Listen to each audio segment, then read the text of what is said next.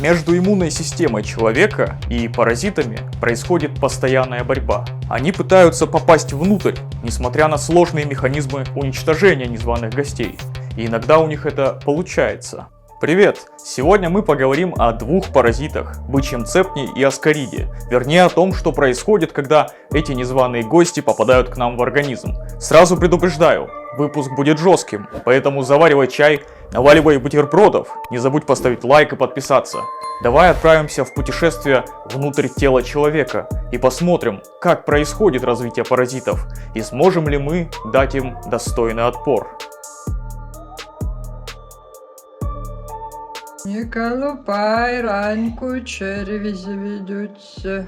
В первой капсуле оказались яйца круглых червей, аскарид, но не простые, а дозревшие в почве.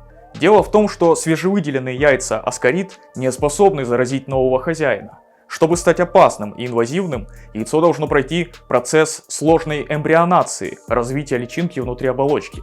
Этот процесс требует времени. В зависимости от внешних условий, личинка внутри яйца развивается от 4 до 2 недель, прежде чем сможет противостоять иммунной системе. Яйца имеют чрезвычайно прочную защитную оболочку, которая позволяет им выдерживать глубокую заморозку и многочасовое кипячение. Что уж говорить о почве. Под подстилкой из листьев они могут годами терпеливо ждать своего хозяина. Врачи всегда стараются все преуменьшить.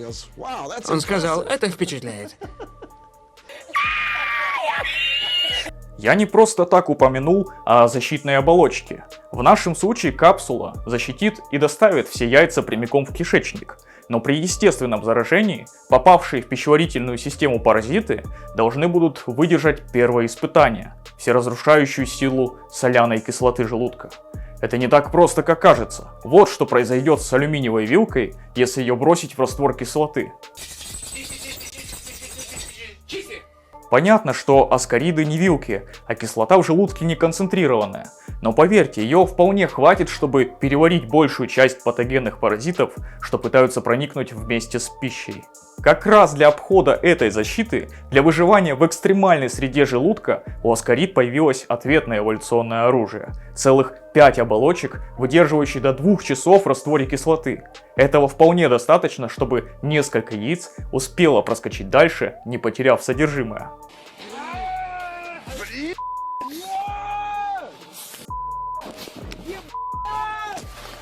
Личинки, которые не растворились в желудке вместе с пищей, отправляются в тонкий кишечник, где их ждет следующее испытание. В верхнем отделе тонкого кишечника, 12-перстной кишке, начинается вторая битва. Поджелудочная железа вырабатывает щелочной секрет, который нейтрализует желудочный сок, а печень выделяет желчь. Это создает щелочную среду, в которой происходит активация ферментов и дальнейшее пищеварение. Из одной неблагоприятной среды, не успев взять даже короткую передышку, личинки аскарид попадают на следующее испытание. И что интересно, механизмы, которые должны были переиграть и уничтожить, становятся прямыми активаторами жизненного цикла паразита. Под действием ферментов за 3-4 часа после попадания внутрь происходит пробуждение личинки внутри яйца. Она освобождается от оболочки и начинает свою паразитическую миссию по захвату организма. Теперь личинка находится в своей среде, то есть конечное место, где будет проживать взрослая особь, тонкий кишечник. Но сейчас это всего лишь личинка. Сперва она должна совершить кругосветное путешествие практически по всему телу, чтобы полинять и превратиться во взрослую половозрелую особь. А как ты думаешь, каким способом круглый червь может быстро путешествовать по всему организму, посещая орган за органом, чтобы в конце вернуться обратно? После внедрения в слизистую оболочку тонкого кишечника личинки проникают в капилляры и с током крови мигрируют в крупные вены. Затем они по кровотоку, своеобразному транспортному депо организма, попадают в печень, из нее в сердце. Этот маршрут и места выбраны не случайно. Через них лежит единственная дорога к самому важному органу в жизненном цикле личинки. Тернистым путем с остановками и пересадками аскариды из тонкого кишечника добираются до сосудов легких. Первоначальное бегство личинки из кишечника – это эволюционная фишка, без которой шалость не удастся. Личинка должна совершить полный цикл миграции через органы, чтобы пройти несколько важных линик и стать взрослой особью в кишечнике. Но как личинки аскарид узнают, куда им нужно плыть? У них нет зрения для ориентации в пространстве. Вы видите здесь глаза? Тем более у них нет карты нашего тела. Что служит невидимым компасом, указывающим верное направление? Ответ кроется в обмене веществ. На начальном этапе развития молодая аскарида питается плазмой крови. По мере роста она переходит на клетки крови, эритроциты. Дело в том, что красные кровяные тельца содержат большое количество кислорода. Каждый этап жизненного цикла паразита требует все большего количества этого газа. Кислородное голодание заставляет личинку в миграционной стадии интуитивно двигаться к своей цели, к самому богатому на кислород органу. Легкие являются ключевой остановкой, наиболее важной для развития паразита во взрослого червя. Здесь они задерживаются примерно на 2 недели, чтобы окончательно созреть и накопить ресурсов для финального рывка. Личинки проникают через стенки альвеол, мельчайшие воздушные мешочки, и попадают в дыхательные пути. Но капилляры слишком узкие, чтобы пропустить всех паразитов. Особенно крупные личинки на этом этапе застревают и фильтруются из кровотока. Также какие-то особи могут заблудиться и выбрать неправильный путь. Тогда они попадают в неправильные места, например, головной мозг, и остаются там, так и не став половозрелой аскаридой. Печалька. После созревания в легочных альвеолах личинки начинают активное движение вверх. Они поднимаются по бронхиальному древу к дыхательным путям, трахее и гортани. Это вызывает у хозяина раздражение слизистой ткани, из-за чего возникает кашель, поднимает личинок до глотки, где они неизбежно проглатываются повторно. Таким образом, личинки завершают свое путешествие, возвращаясь тем же путем, каким попали в самом начале, еще будучи яйцами. Сначала аскариде не нужно никак прятаться, потому что организм принимает яйца за пищу и пытается их переварить и усвоить. Когда паразит выходит из оболочки и раскрывает свои намерения, пробуриваясь в кровоток, иммунная система сразу начинает активно реагировать на чужеродные тела. Этому также способствует выделение личинок и их частичная гибель. Начинается операция по поиску чужаков. Сперва вырабатываются антитела, специальные белки, которые прикрепляются к паразиту и делают его заметным. Это своего рода мишени для других иммунных клеток. Когда паразит обнаружен, в дело вступают рафаэлки, то есть фагоциты, например, макрофаги или нейтрофилы, отряд быстрого реагирования иммунной системы. Они находятся в постоянной боевой готовности и врываются в самую гущу вражеских войск, чтобы обезвредить и переварить захватчика. Но аскарида – древний паразит, живущий вместе с человеком не 1000 лет. Этот червь хорошо узнал нас и разработал хитрую стратегию, позволяющую скрываться, исчезнуть с радаров иммунных клеток. Как у него это получилось? Опять ответ кроется в обмене веществ. Во время своего путешествия по кровотоку паразит, как я говорил, питается клетками крови, эритроцитами. По одной из гипотез, паразиты научились маскироваться, используя белки своего хозяина. Проплывая между эритроцитами, аскарида способна обволакивать свою поверхность белками клеток человека, из-за чего иммунная система просто не замечает угрозу и не атакует. Паразит в глазах иммунной системы выглядит как собственная клетка или как красная тень в Красной реке. И действительно, от способа питания изменяется и окраска гельминтов. Жизнеспособные личинки окрашены в красный цвет, а погибшие приобретают белую окраску. Взрослые аскариды, прошедшие весь цикл, имеют собственный механизм защиты. Они выделяют вещества, которые временно снижают активность иммунных клеток. Благодаря этому паразиты могут тихо сидеть в тонком кишечнике хозяина, пока тот продолжает питаться и, следовательно, кормить своих питомцев. Кстати, на этом же эффекте основано экспериментальное лечение аутоиммунных заболеваний. Это когда ваша иммунная система начинает нападать на ваши же ткани. Идея заключается в том, что намеренное заражение гельминтами может отвлечь и перенастроить иммунную систему, чтобы она перестала атаковать собственные ткани организма. Вторая капсула мне показалась какой-то странной. Она была тяжелее первой, но содержала внутри не менее опасного гостя. В ней сидела циста бычьего цепня. Боже мой. Это ужасная. Очень хорошо, что все находилось в плотной оболочке, потому что выглядит она, мягко говоря, неаппетитно. Это небольшой мясной пузырек с личинкой паразита, который развивается в мышцах крупного рогатого скота. По сути, я проглотил маленький кусочек сырого мяса. Именно так чаще всего и происходит заражение бычьим цепнем. Ты хочешь провести хорошо вечер. Наливаешь бокал изысканного вина, закусываешь говяжьим стейком средней прожарки. А по факту это выглядит так.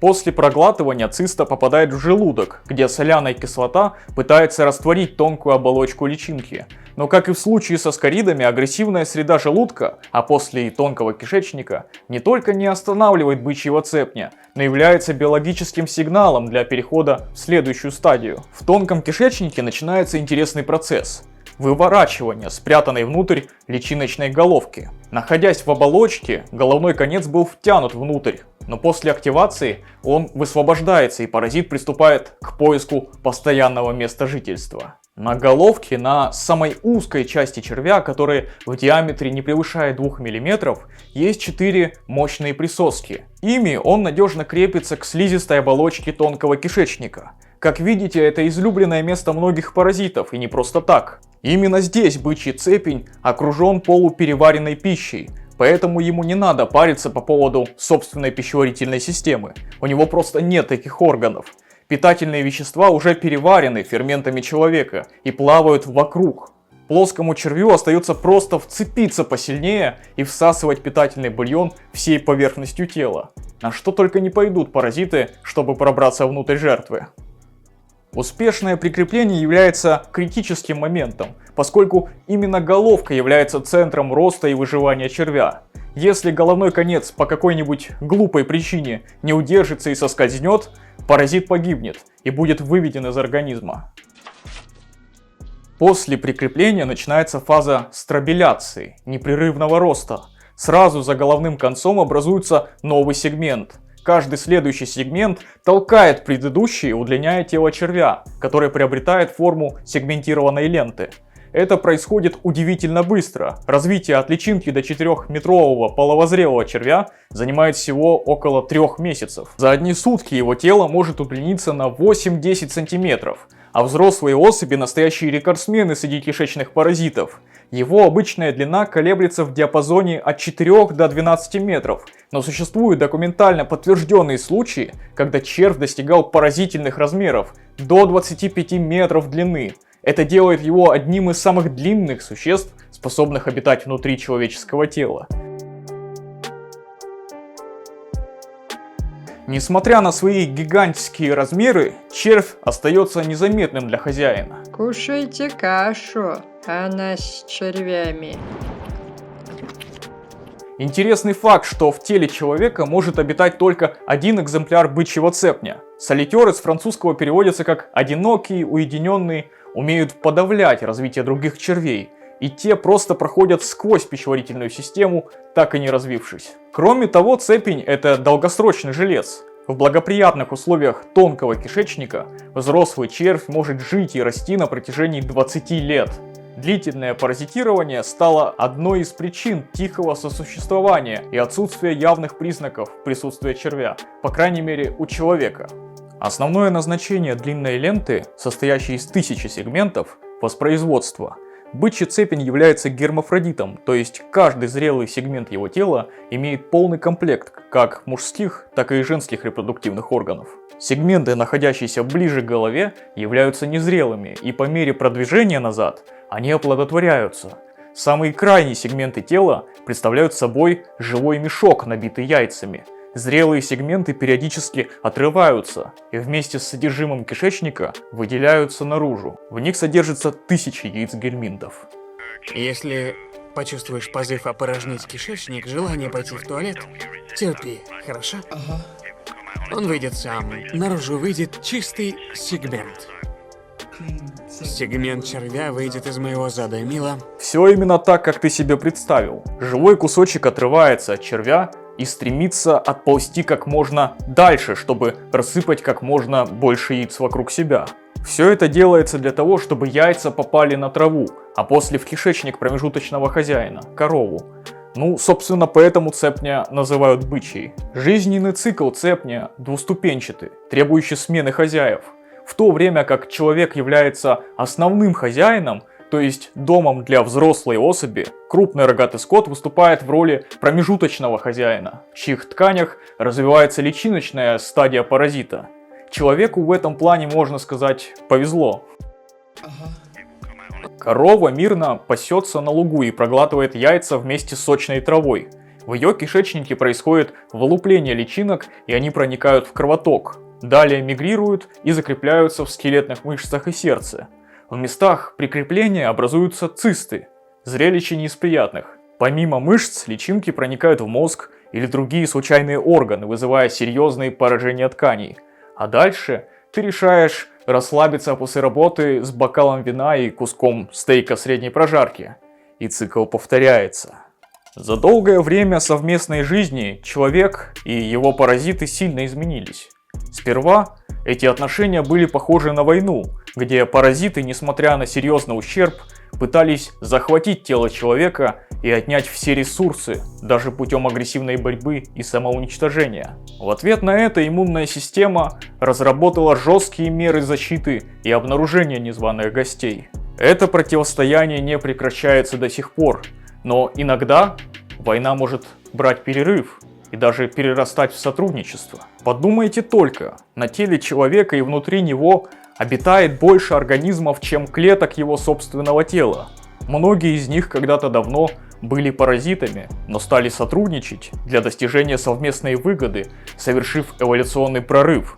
Кто знает, может быть, мы когда-то сможем найти общий язык с нашими сегодняшними врагами и посмотреть на них по-другому. Не забудь поставить лайк и поделиться своим мнением в комментариях. Это важно для развития канала. Также есть новости. Для тех, кто хочет больше интересных видео, можете посмотреть дополнительную главу про драконкулез на моем Бусти канале. Так вы поддержите автора в это непростое время и смотивируете создавать больше годного контента. Спасибо всем тем, кто уже поддерживает на Бусти. До новых встреч!